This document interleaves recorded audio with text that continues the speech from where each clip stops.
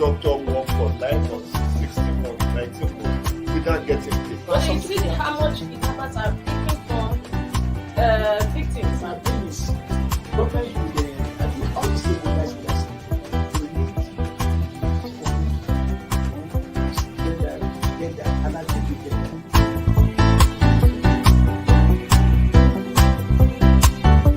The 3% for the oil producing community is too low. So the support that is needed. And once you get the support, your airline people will blossom. This is Nigeria. You need to give people sense of belonging.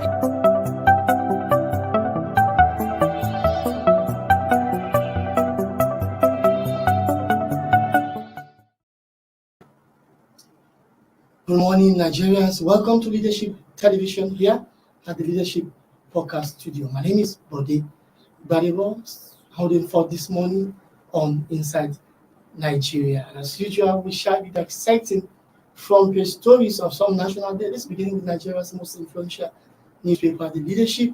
And after that, we shall enter a discussion on a raging issue of a female soldier who is being detained for what the army authorities describe as public display of amorous relationship with a trainee belonging to a paramilitary organization. Whether it is wrong or right, we shall be talking to some people involved in the advocacy to get Private Anan Sofiat Akinlabi released from military detention. And of course, I shall be joined later by activist Deji Adeyanju, the convener of Concern Nigerians, later to talk about the female soldier matters. Before that, we shall be starting with a newspaper review segment of the program this morning.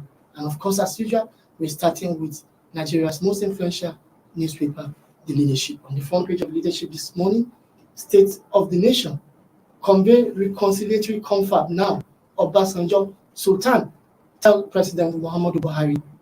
State of the Nation, convey reconciliation confab now, Obasanjo Sultan, tell President Muhammadu Buhari. Say insecurity driven largely by social injustice, failed economy. 1999 Constitution lacks principles of justice, fairness, equality. Resign now, PDP reps tells President.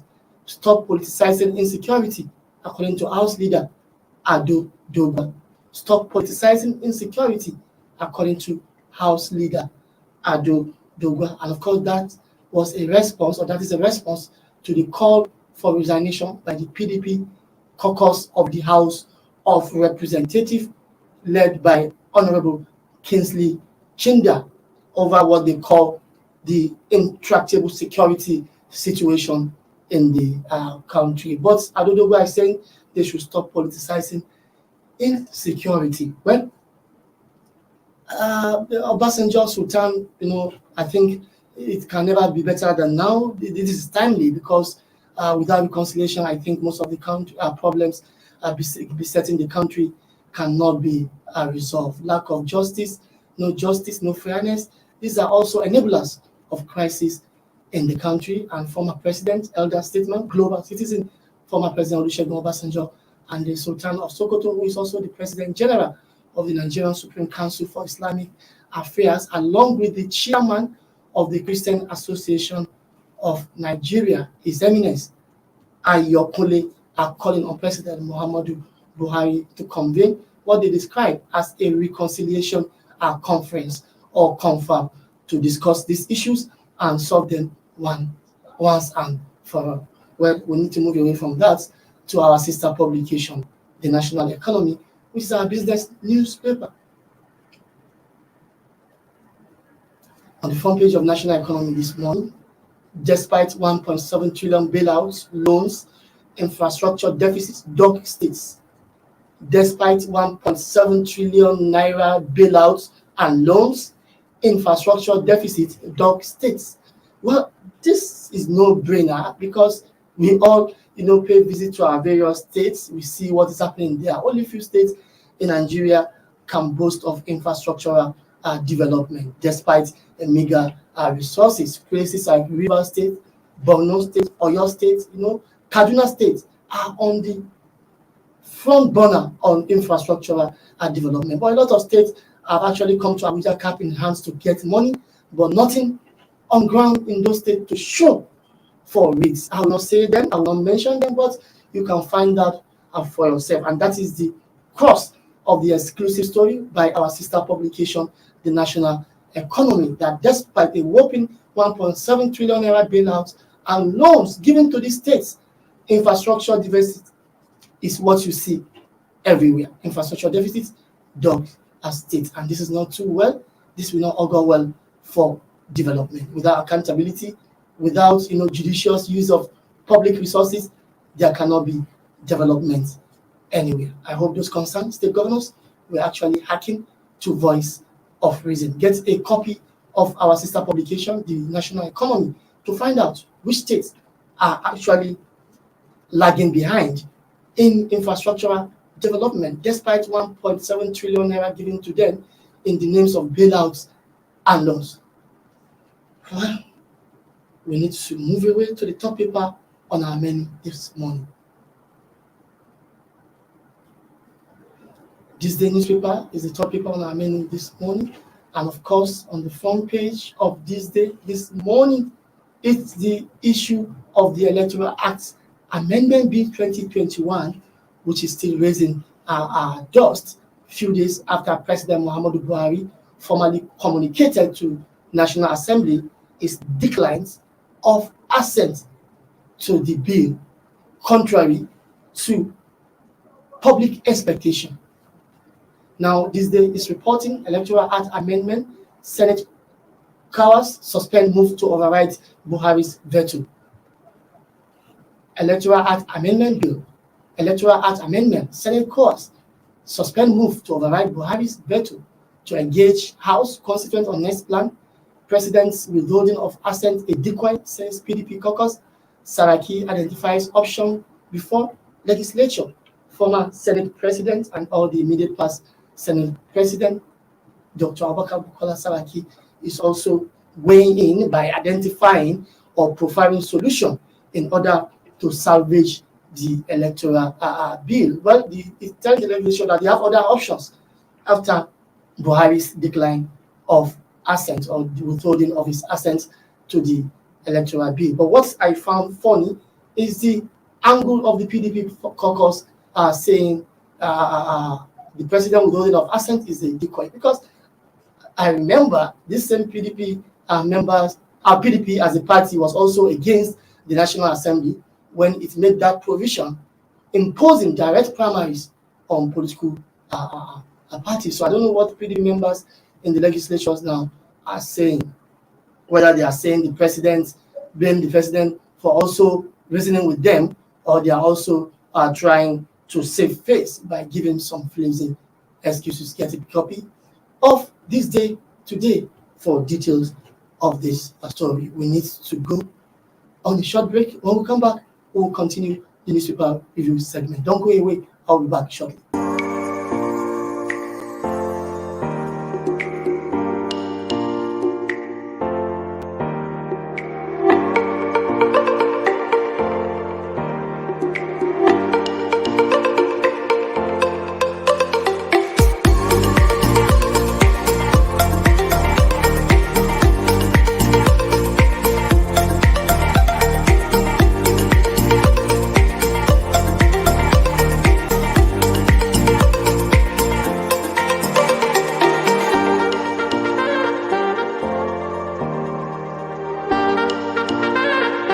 For sponsorship and advert placements, please contact 080-3688-6158. Last Word Leadership Podcast Studio.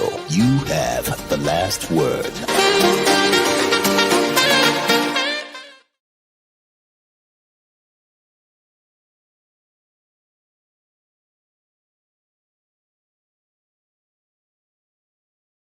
Inside Nigeria, keeping you informed on what matters.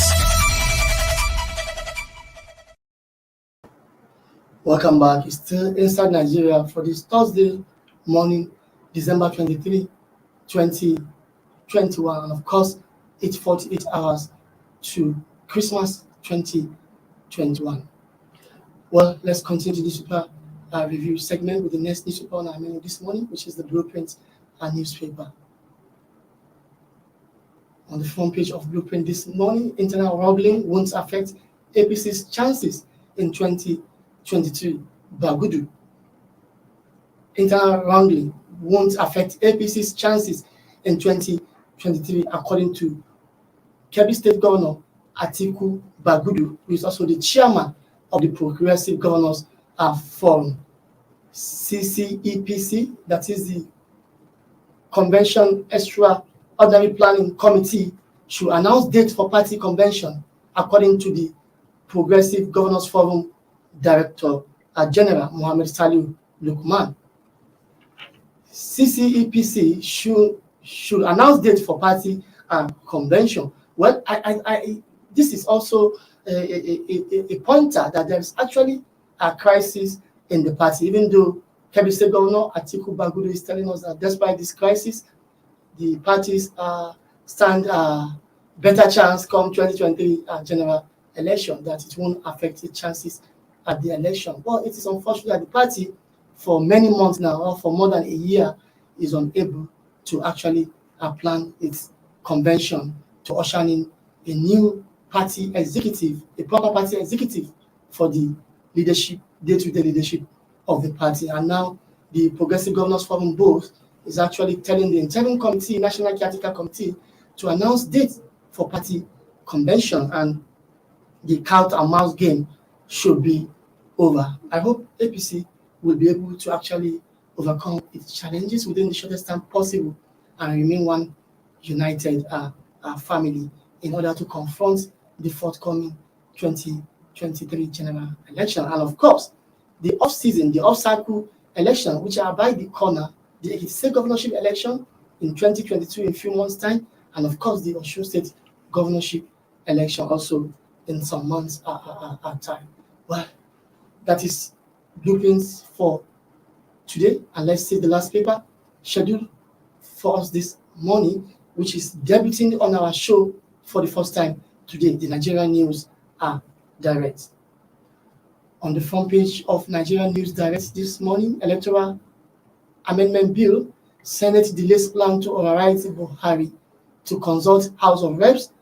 Insecurity not enough to stop mass participation in election, according to legal luminary and senior advocate of Nigeria, Chief Femi Falana. Electoral Amendment Bill, Senate delays plan to override Buhari. This is another angle by Nigerian News Direct, different from what we saw earlier on the front page of THISDAY newspaper, which is saying the Senate faltered, or the Senate is afraid of overriding Buhari. But here is Nigerian News Direct saying, well, Senate is not afraid, Senate is only delaying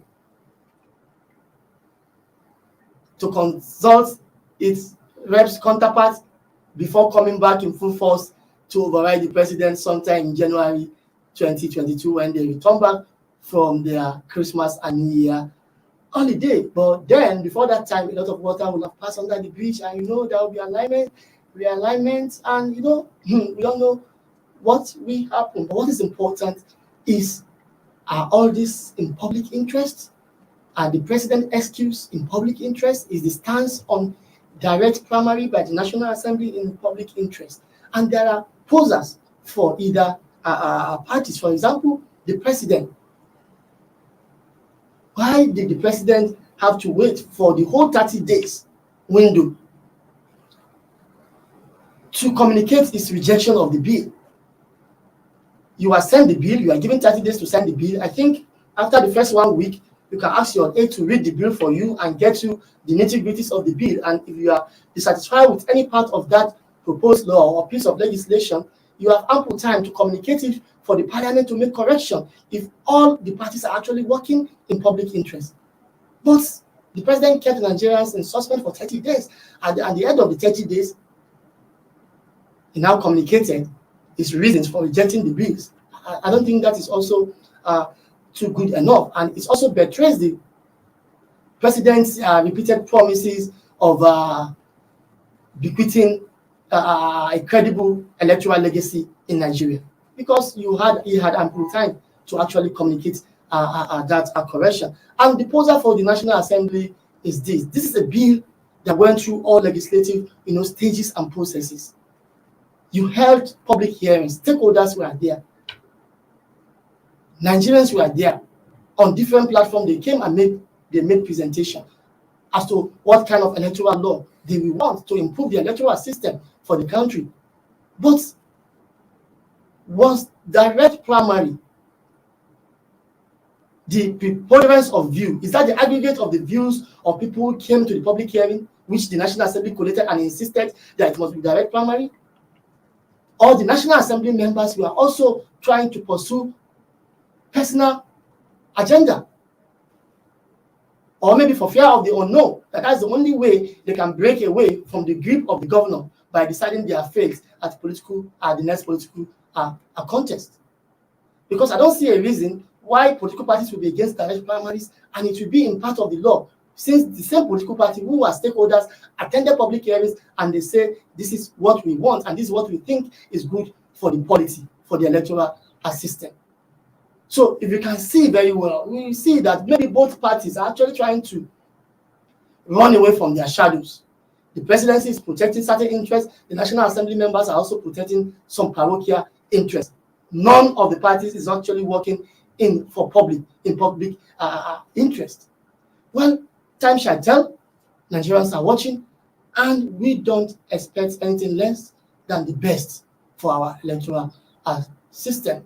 On this note, I've come to the end of the newspaper review. Shortly, I shall be joined by activist and Abuja-based activist and convener of Concerned Nigerian Group, Comrade Deji Adeyanju, to talk about the issue of the female soldier detained by military authorities in Kwara State for what they describe as public display of amorous relationship with a trainee belonging to a paramilitary organization. Is this right or wrong? How do we actually get Private Hanan Sofiat Akinabi out of detention? But is the military right? Because they have their rules. But where do those rules actually come in contrast with human rights or relevant provisions of the Constitution as regards human rights? I shall be talking to Deji Adeyanju, one of the activists actually advocating for the release of Private Hanan Sofiat Akinabi, who also initiated a petition that has been signed by over 5,000 Nigerians to get Safia released out of detention. Shortly after this break, Deji Adeyanju will be joining us to talk about this matter. Don't go away. I'll be back shortly.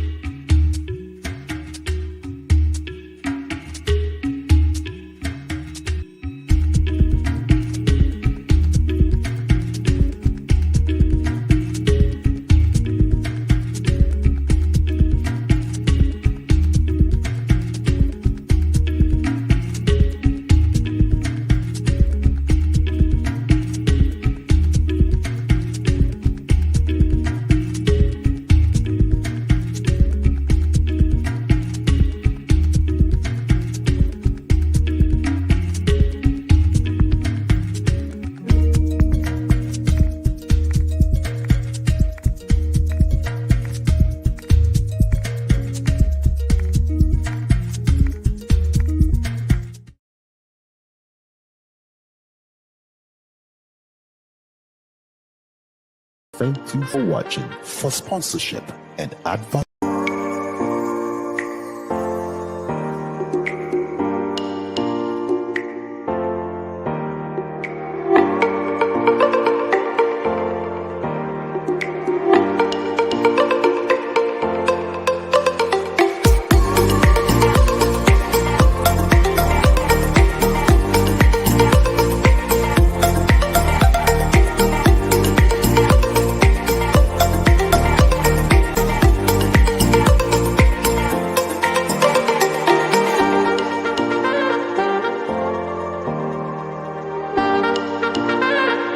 For sponsorship and advert placements, please contact 080-3688-6158. Last Word Leadership Podcast Studio. You have the last word.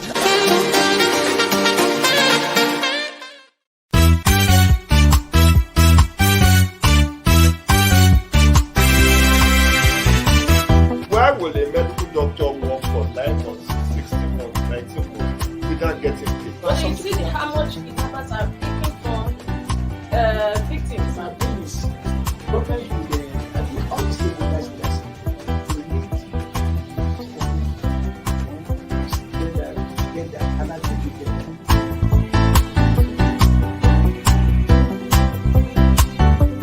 The 3% for the oil producing community is too low. So the support that is needed. And once you get the support, your airline people will blossom. This is Nigeria. You need to give people sense of belonging.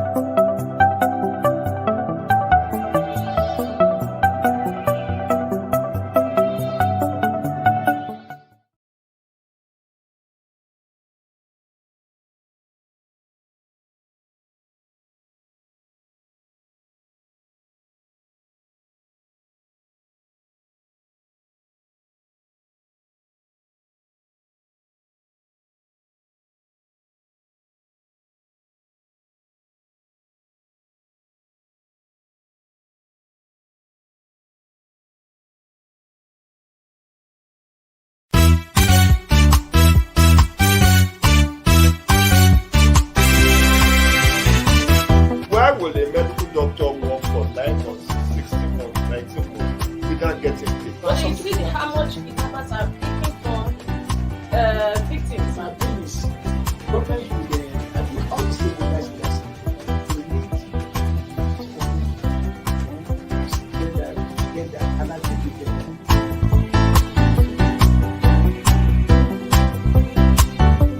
The 3% for the oil producing community is too low. So the support that is needed. And once you get the support, your airline people will blossom. This is Nigeria. You need to give people sense of belonging.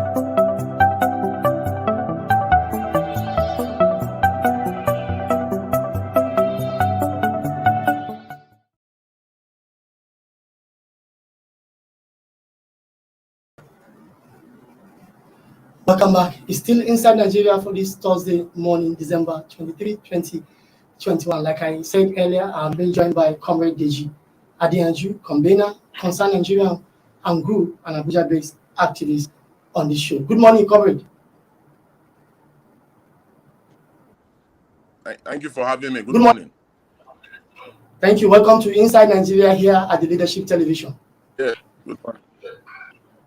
All right, let's go straight to the point, Comrade. You are at the forefront of getting Private Sofiat Anan Akinlabi out of military detention. Now, let me start by asking you whether you are aware of military, extant military rules and regulation guiding its servicemen about their relationship with other people outside the service.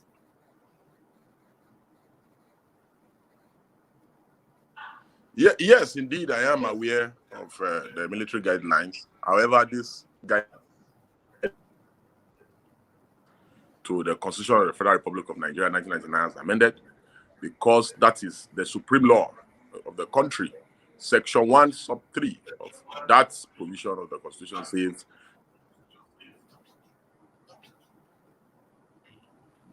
that is inconsistent with the Constitution shall be inconsistent to the level avoid to the level of its inconsistency. And the inconsistency clause of the constitution of our constitution is very clear, you know, and the military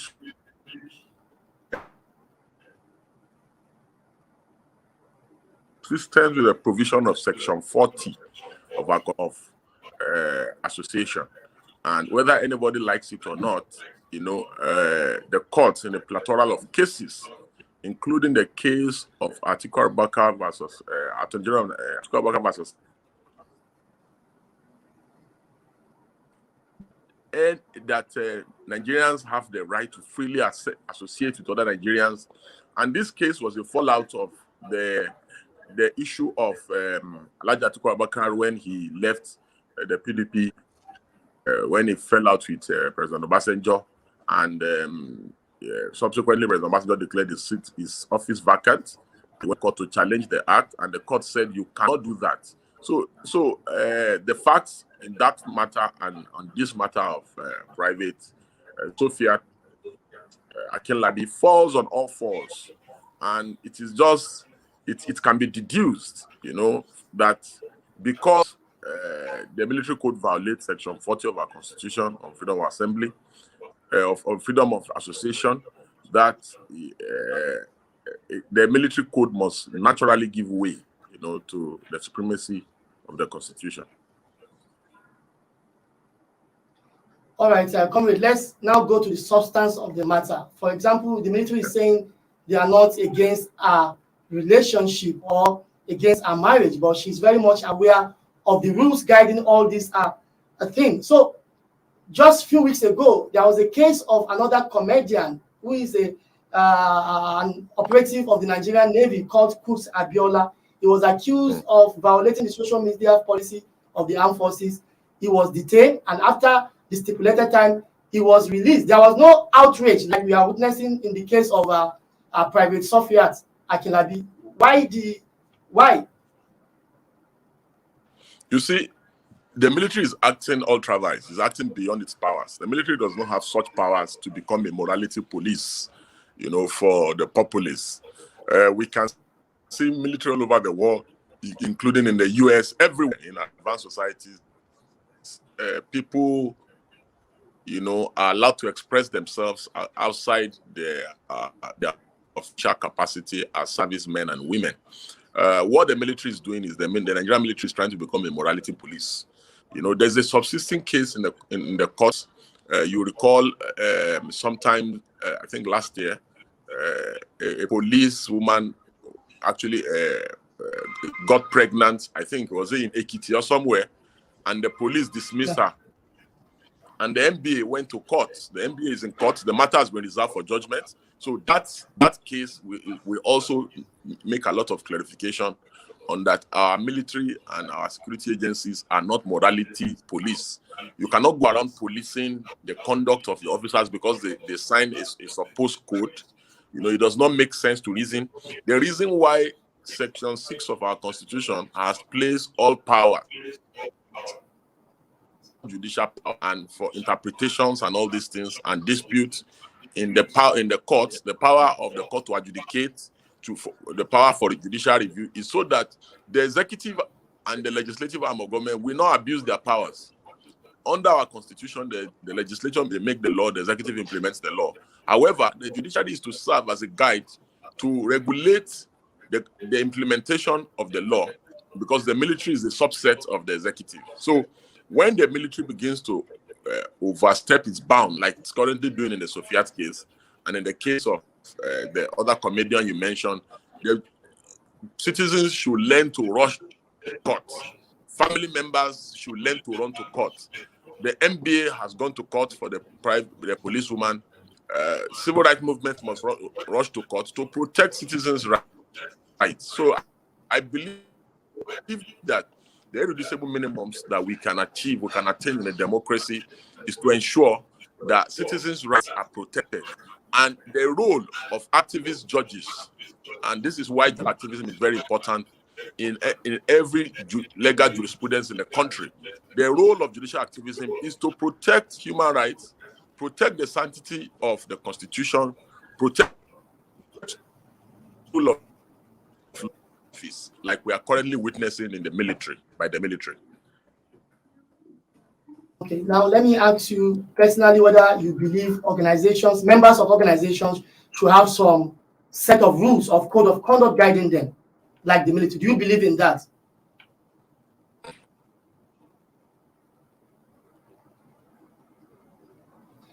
It be All right, a subset of a larger bylaw, whether it be your rules are based on the Constitution. Any rule that conflicts with the Constitution of the Federal Republic of Nigeria is null and void.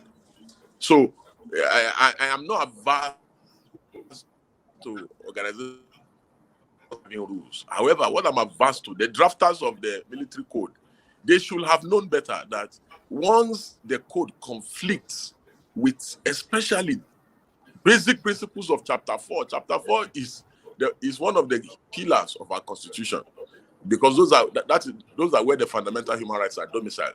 So any rule or any bylaw or any code that conflicts with the Constitution, such a code should be expunged.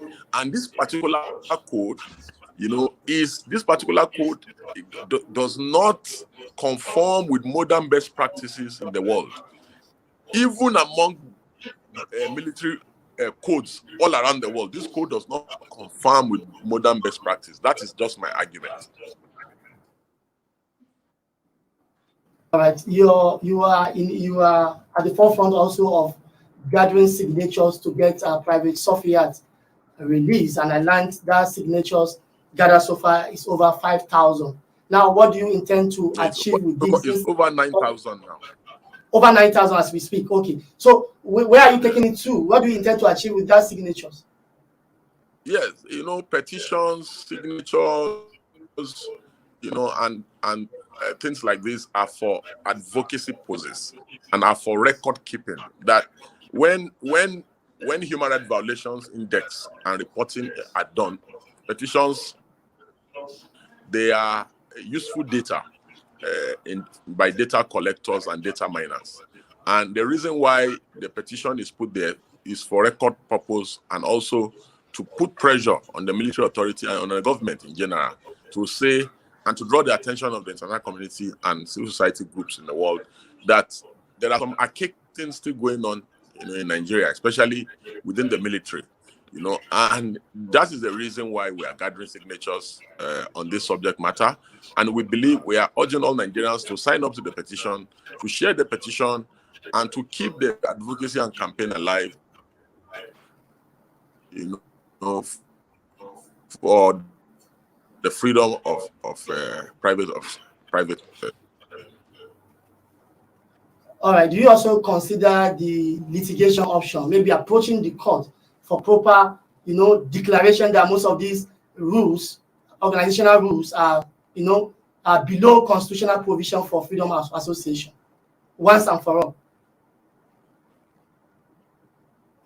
Yes, it's an option that is on the table, and the reason why we must always seek judicial review of unconstitutional acts by governments is that it not only deepens our jurisprudence, it ensures the protection of fundamental human rights in the country. And it's one of the greatest modes of advocacy, and so this is an option for us, and it's an option on the table.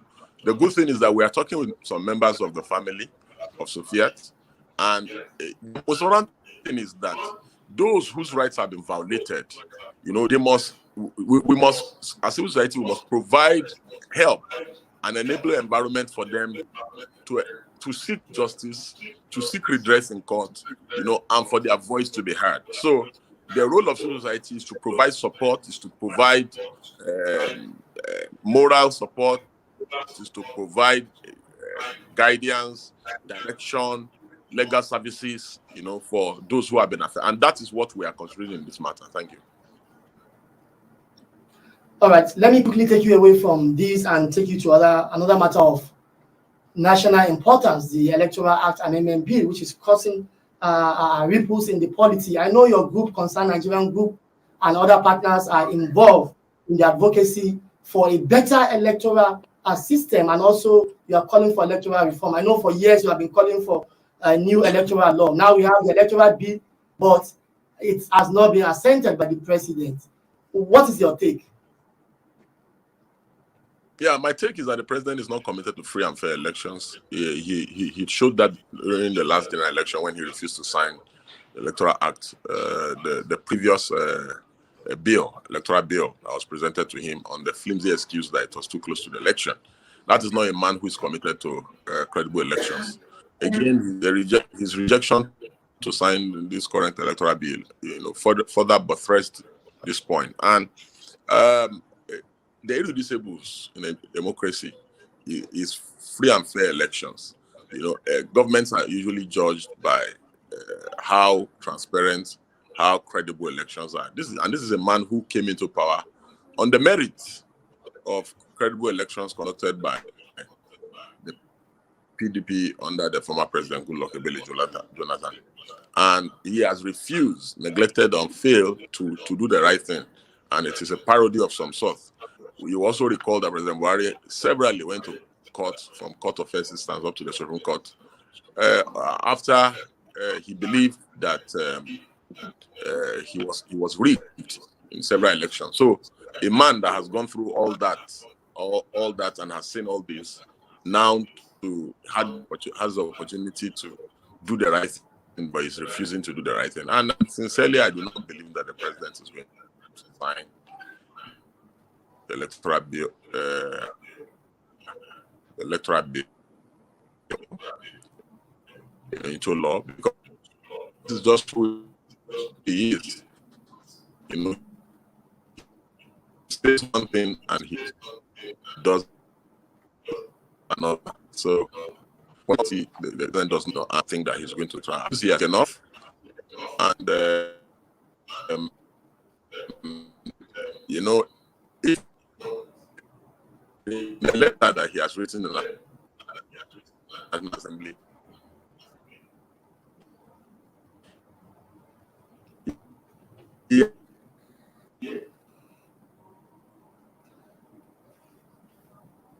seems we are having challenges with those.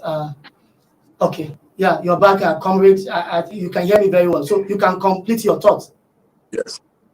Yeah, so I sincerely believe that the president does not want to sign the Electoral Act, Bill 2020 into law, become an act, and that he does not have the political will to commit to credible elections in our country. So that's my view.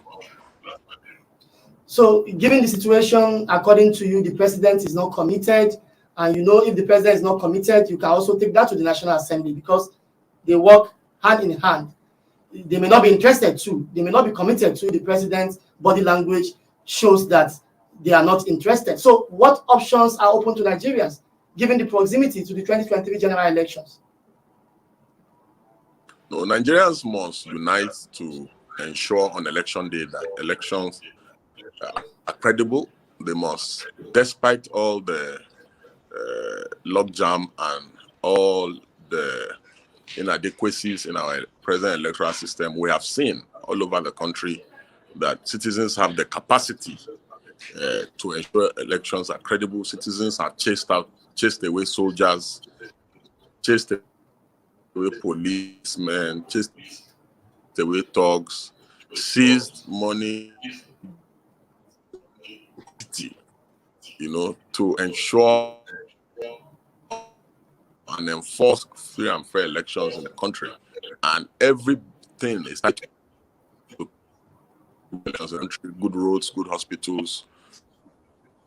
Everything is that they put pressure on the system to make sure that the elections are free, fair, and credible, whether the president signs the Electoral Act or not. Well, then finally, now let's come to National Assembly. Will you also have the word for them to write the president, or you believe the National Assembly, like I say, is also in the same side, on the same side with the president? This National Assembly is one of the worst National Assembly we've ever had since independence. The National Assembly, they are lackeys of the president. They do not have any locus, to even continue to legislate on behalf of the Federal Republic of Nigeria, on behalf of the Nigerian people. It's so sad. When Amelawa became president of the Senate, I said it that he's going to be a lackey of the president because he's an establishment person. He has always been like this. This is a dissident. And Femi Gbaja is the same thing. So this National Assembly will not do anything in the interest of Nigeria and the Nigerian people. They will always, and they have said it, they have never hidden it. They have said they will always dance to the tune of the president. They will continue to dance to the tune of the president against the Nigerian people. So Nigerians should not expect anything aggressive or positive from the National Assembly. Nothing of such is going to happen. They will never override the president. In fact, they will do whatever the president wants. So it's unfortunate, but this is the reality for all Nigerians. So Nigerians must prepare to protect their votes, to make sure their votes count in 2023, and to make sure that election results are not changed. Thank you. Many thanks to you, Deji Adeyanju, an Abuja-based activist and convener, the Concerned Nigerian Group. We hope to see more of you whenever the need arises on this platform. And I wish you a very blissful Christmas celebration. That was Deji Adeyanju, an Abuja-based activist and convener of Concerned Nigerian Group, who has been talking to us on the issue of the female soldier detained by military authorities for what they describe as public display of amorous relationship, and also a winning on the issue of the Electoral Act Amendment Bill 2021 logjam. Well, that's all we have today on Inside Nigeria. Make a date with us tomorrow for the last edition for the week, when Winifred Obebo will be here to hold the fort. My name remains Bode Gbadebo. Bye for now. Thank you for watching. For sponsorship and advert placements, please contact 080-3688-6158. Last Word Leadership Podcast Studio. You have the last word.